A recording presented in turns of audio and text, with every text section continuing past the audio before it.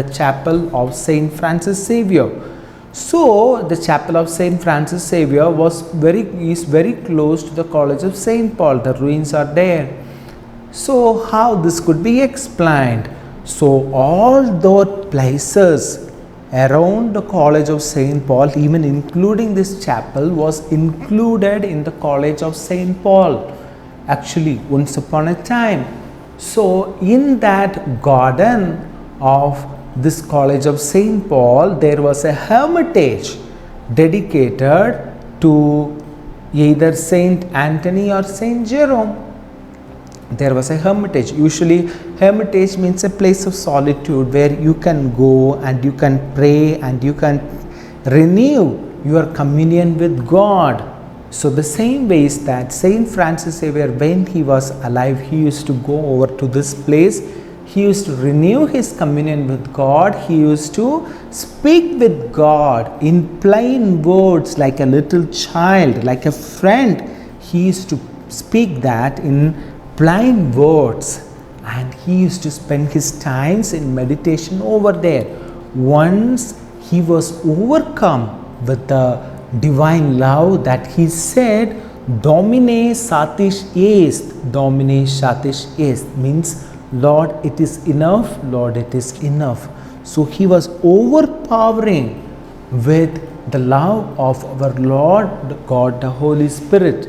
The author of Orient Conquista states that according to a tradition, this chapel was erected to commemorate the above incident.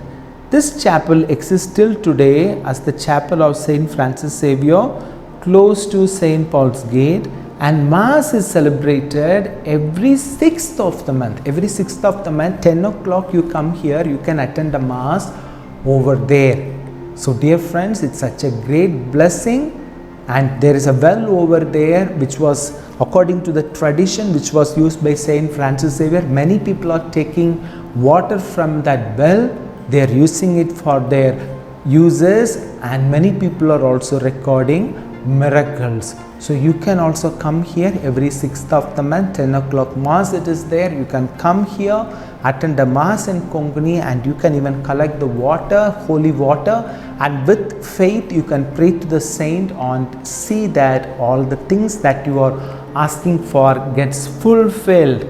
So now at this site, let us pray that this spirit which has led Saint Francis Xavier to become a mystic also guides us and bring us closer to our Lord Jesus Christ. For this intention we pray, Our Father who art in heaven, hallowed be thy name. Thy kingdom come, thy will be done on earth as it is in heaven.